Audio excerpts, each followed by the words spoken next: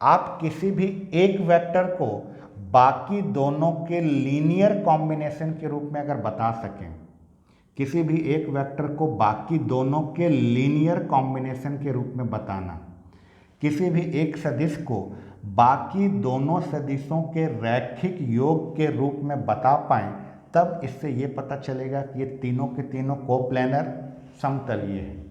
कहने का मतलब, मान लीजिए मैंने वेक्टर ए को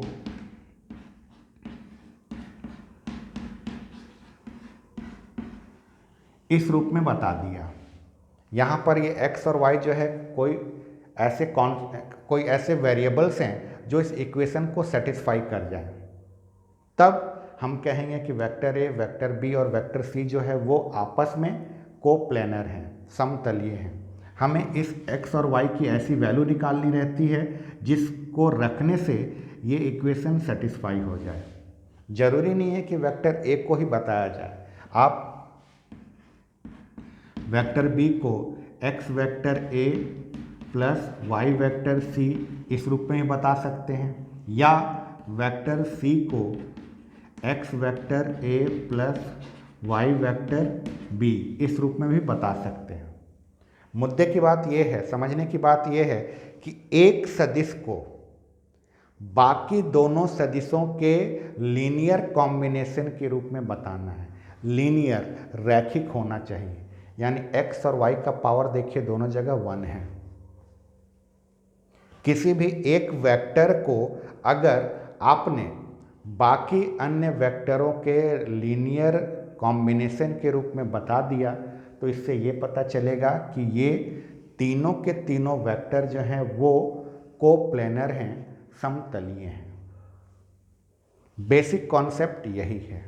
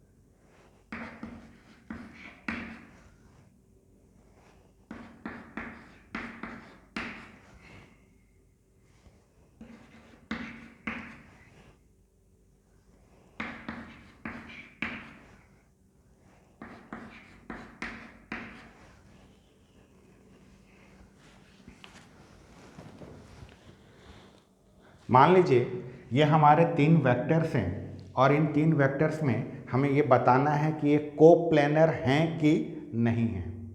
ये 3 सदिश हैं, हमें ये बताना है कि ये समतलीय सदिश हैं या नहीं हैं। समतलीय बताने के लिए, कोप्लेनर बताने के लिए, ये पहला वाला जो वेक्टर है इसे हमने वेक्टर ए मान लिया, ये जो दूसरा वाला है इसे हमने वेक्टर बी मान लिया, और ये जो तीसरा वाला है इसे हमने वेक्टर सी मान लिया।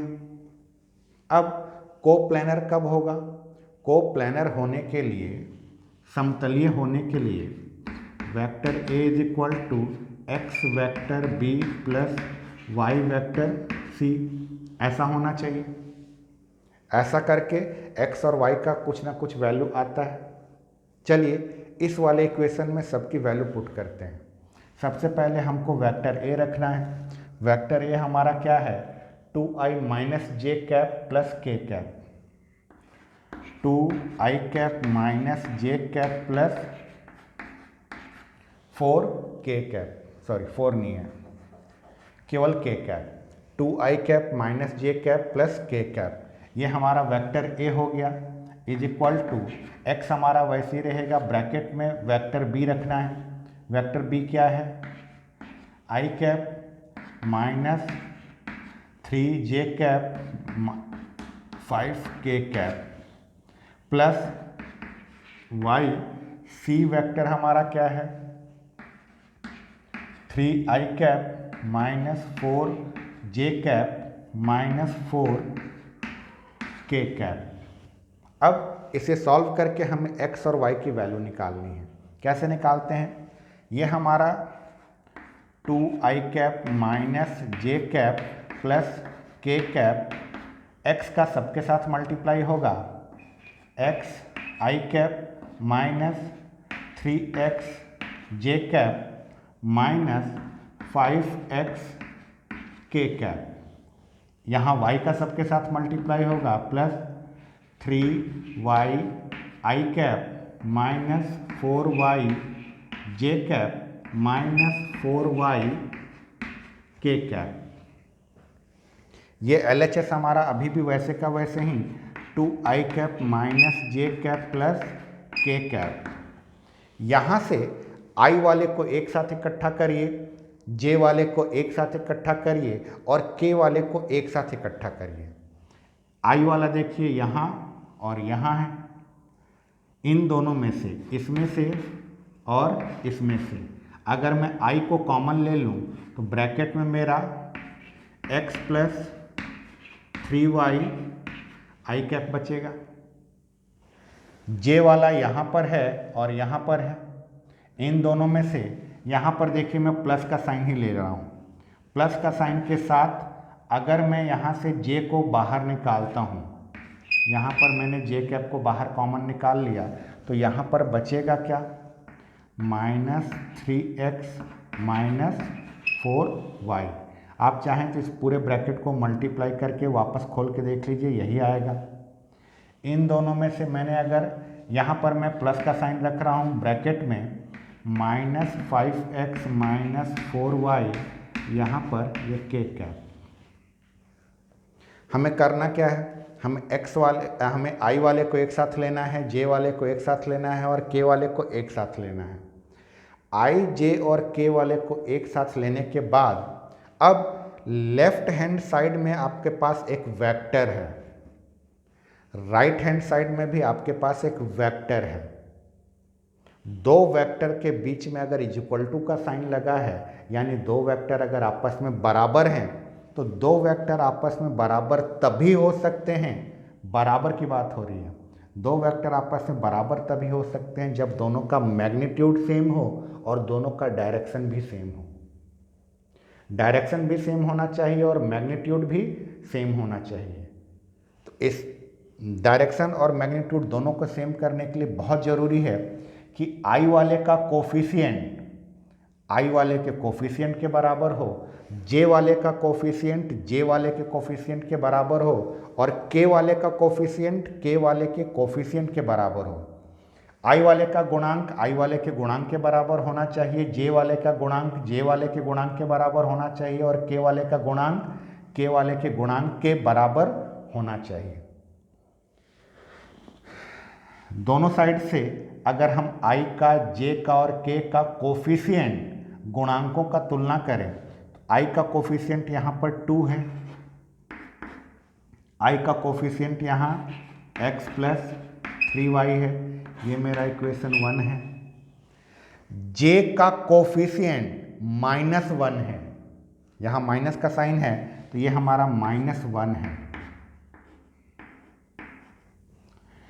j का कोफिशिएंट -3x माइनस 4y, ये मेरे लिए इक्वेशन 2, और k का कोफिशिएंट यहाँ पर 1 है और इधर -5x minus 4y, -5x minus 4y, ये हमारा इक्वेशन 3 है। अब आपको करना कुछ नहीं है, यहाँ से आप कोई भी दो इक्वेशन लेके सॉल्व कर सकते हैं। किसी भी दो इक्वेशन को लेके सॉल्व कर लीजिए। मैं फर्स्ट और सेकंड को लेके सॉल्व कर रहा हूँ।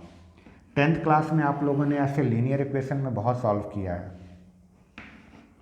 2 is equal to x plus 3y, ये मेरा इक्वेशन 1 था। -1 is equal to -3x minus 4y, ये इक्वेशन 2 था। 10th क्लास में आप लोगों ने लीनियर इक्वेशन 2 वेरिएबल चैप्टर में इस तरह के इक्वेशंस बहुत सॉल्व किए हैं। बहुत सारे मेथड्स होते हैं, सब्स्टिट्यूशन मेथड होता है, एलिमिनेशन मेथड होता है, क्रॉस मल्टीप्लिकेशन मेथड होता है, प्रतिस्थापन विधि है, विलोपन विधि है, वज्र गुणनखंड विधि है। किसी भी विधि से सॉल्व करिए। मैं क्या करता हूँ, इस इक्वेशन 1 में -3 से मल्टीप्लाई कर देता हूँ। इस इक्वेशन 1 में मैं -3 से मल्टीप्लाई कर देता हूँ। तो -3 से जब मैं इसको मल्टीप्लाई करूँगा तो ये आ जाएगा -6, -3 से मल्टीप्लाई किया हूँ तो -3x,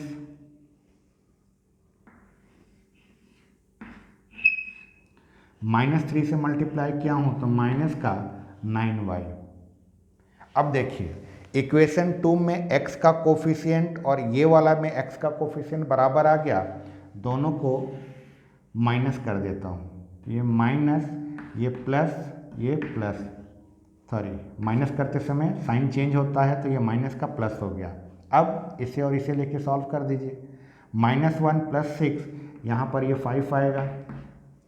-3x + 3x ये कैंसिल हो जाएगा।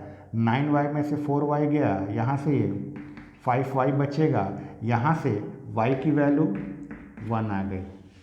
y की वैल्यू अगर 1 आ गई तो इस y की वैल्यू को दोनों में से, इक्वेशन 1 या 2 दोनों में से कहीं पर भी रख दीजिए। मैं इक्वेशन 1 में रखता हूँ।